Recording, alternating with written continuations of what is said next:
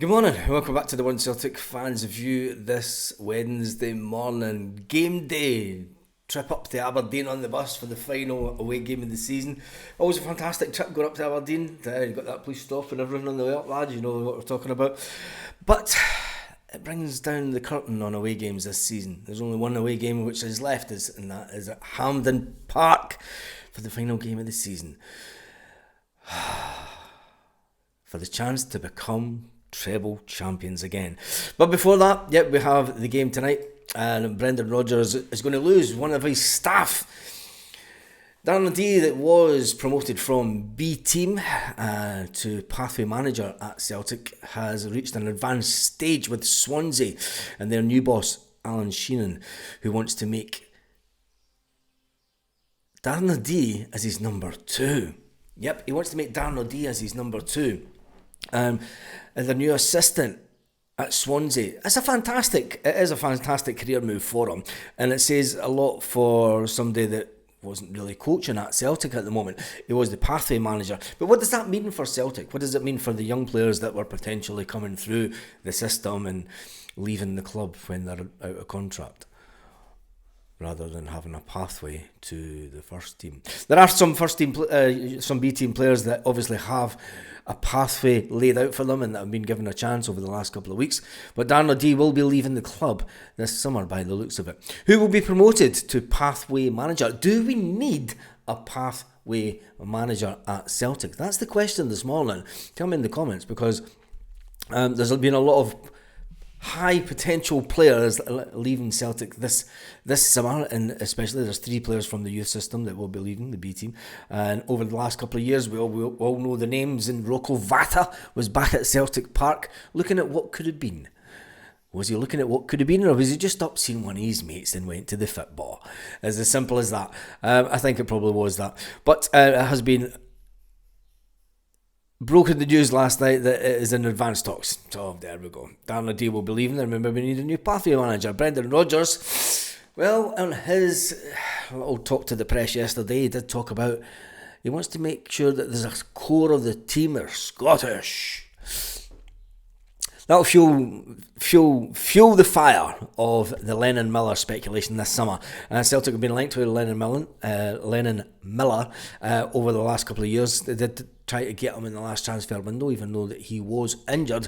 Brendan Rodgers coming out and saying that, look, if you play in Spain, the majority of your team should be Spanish. If you play in Italy, it should be Italian. If you play in Scotland, it should be Scottish. And it's worked well for me over the past as many years.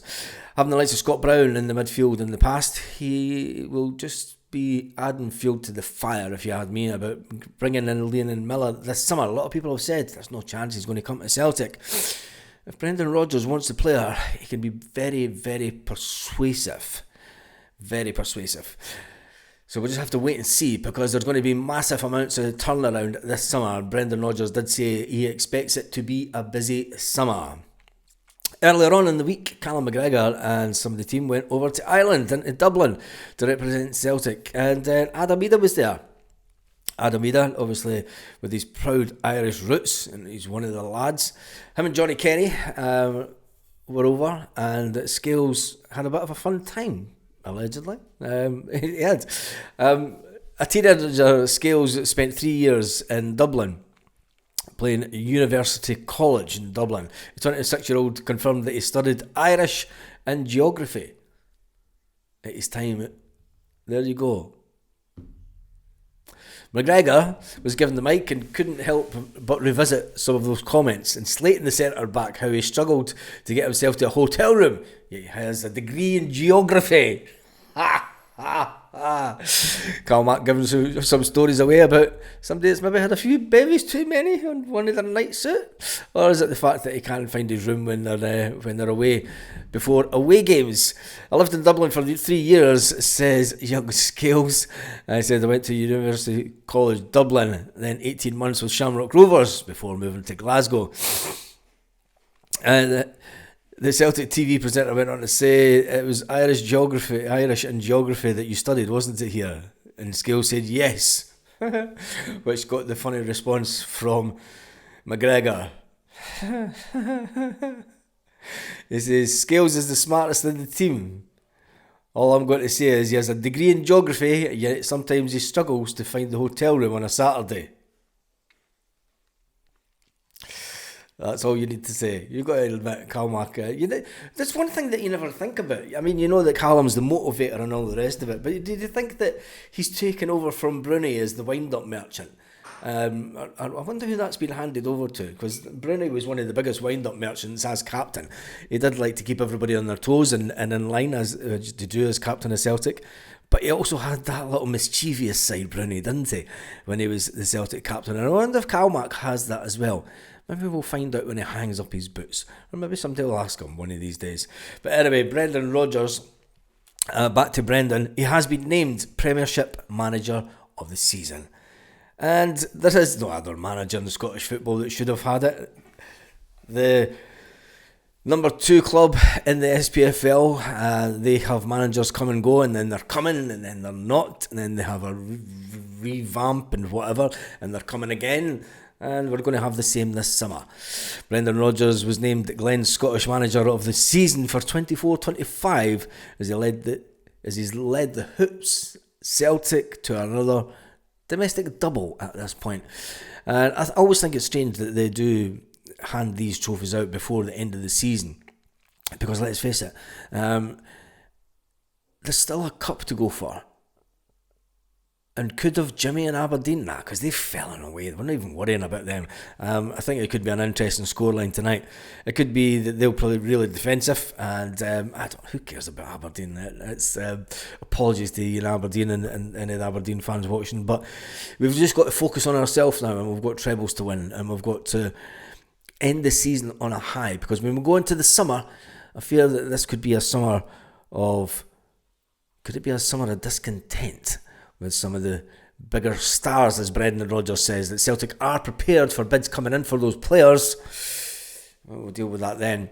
With three games to go tonight, the weekend, and the final, Brendan Rodgers has done absolutely fantastic. When we look back at the Champions League campaign, winning the first game to Bratislava 5-1 at Celtic Park was brilliant. The fans were in absolutely fantastic form. Everybody was confident going to Germany. We thought the impossible was possible going to that game in Germany. Everyone thought that that was going to be the day that they went away, but in reality they come half time when we're getting beat 4-0, and it was an absolute tanking. We got caught with like rabbits in the headlights. Brendan Rodgers' next away game in the Champions League, and at the same time Brendan Rodgers decided to make massive changes against Falkirk in the league. And we all know what happened then.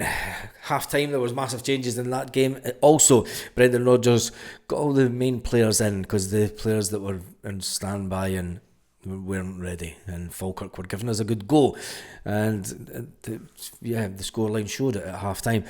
But Brendan Rodgers did turn it around to make sure that we won that Premier Sports game, which took us on towards the first trophy of the season. Yes, it was the first trophy of the season, and it was in the bag. It was a dramatic game, to say the least, but we got it over the line and we got it in the bag. It was then hard work with the league. Played 3 games a week domestically, and in Europe it was a hard slog sometimes in the league. We were in fine form. Kasper Schmeichel was known as Clean Sheet Kasper. Everything was going fine. Even in Europe, which is hard to say.